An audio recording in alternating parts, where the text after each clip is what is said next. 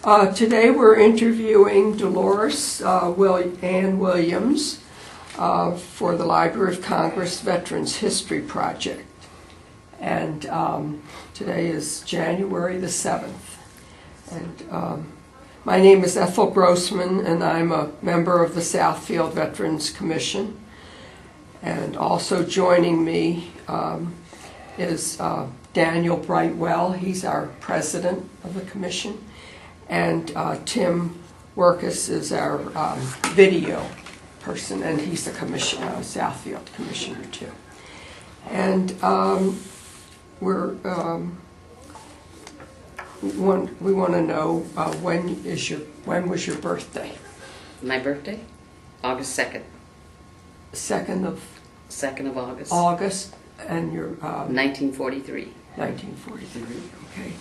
And you served in the which war? Desert Storm, Desert Shield, Desert Storm.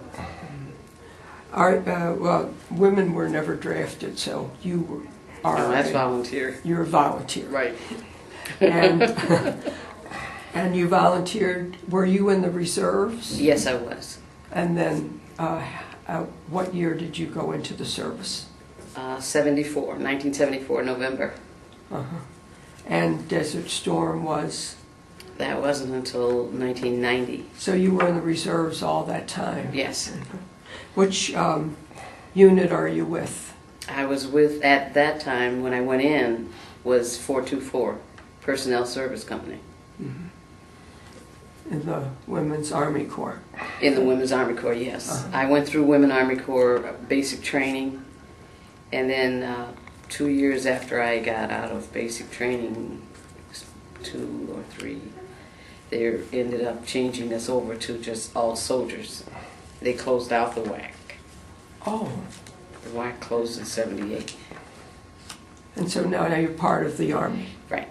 Mm-hmm. And what's it called? You're like, you were a WAC before. Yes. Now you're a Women's Army Corps? No, now we're just all soldiers. All soldiers? Right. Uh-huh. They don't separate the women anymore, except for sleeping facilities, a lot of times. But most of the times in the field, we never separated. Uh-huh. And this is since 1970? 78, I believe it was. Oh, uh-huh. And how many years have you served in the service? Well, when I retired, they told me for 28 years. Uh-huh. For the amount of times I was on active duty, because for reservists, you get extra points for going on active duty for extra training. And my unit in 1980, 80 to 88, I believe it was, we were going from far over as Iowa back to Pennsylvania and visiting units and inventorying and processing their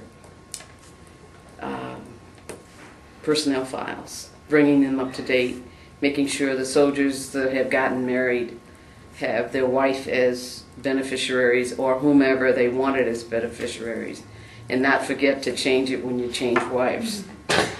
And people have done that, and they were blaming us for it. But we gave little sessions at every unit to let them know you must keep these things up because it's for your good, and you're responsible, not us. Mm-hmm. Now, can we backtrack? Mm-hmm. When you came into the reserves, Mm-hmm.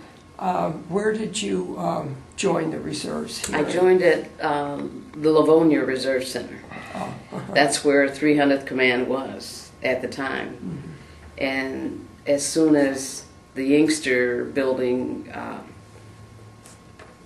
was vacant and remodeled, because I think National Guard had that building first in Inkster.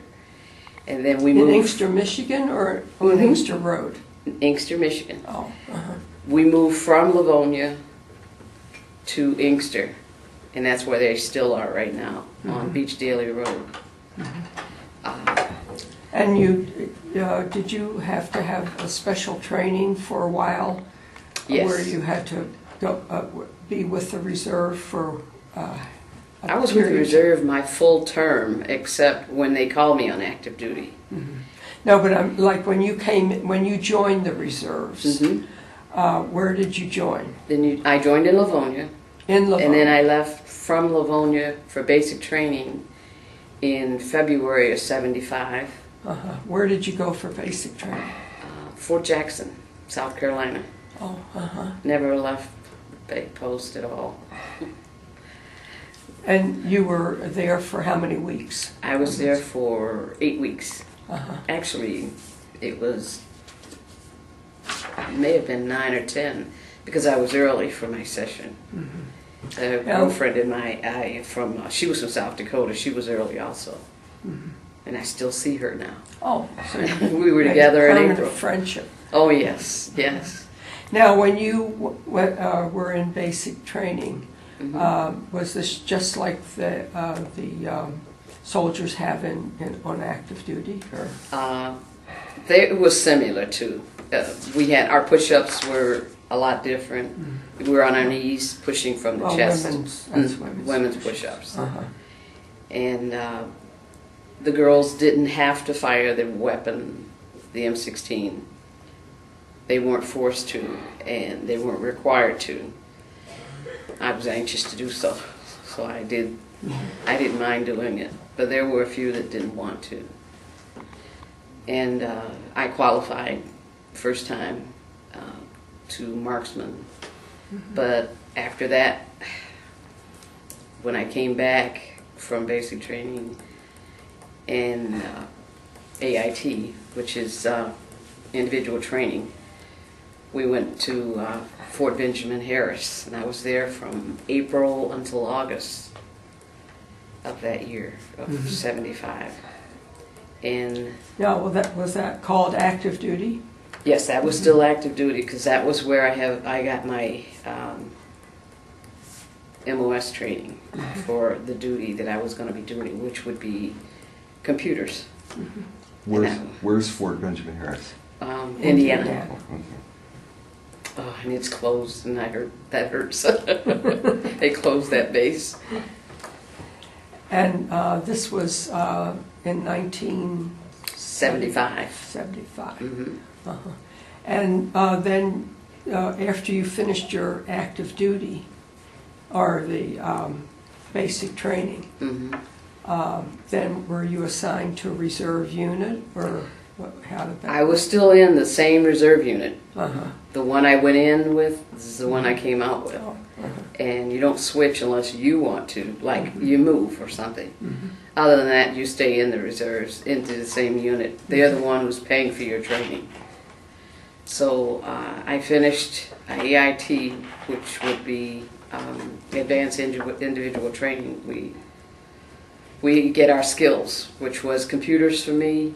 And when I came back, I worked with the unit for a little while. They showed me some of the card stocks that they do and the machines that we were working on. And during our serving time on the weekends, the computer section couldn't do their duty inside the building because they didn't have the computers for them. So we ended up over at TANCOM, working a 360 over there and a cardstock machine there. And that was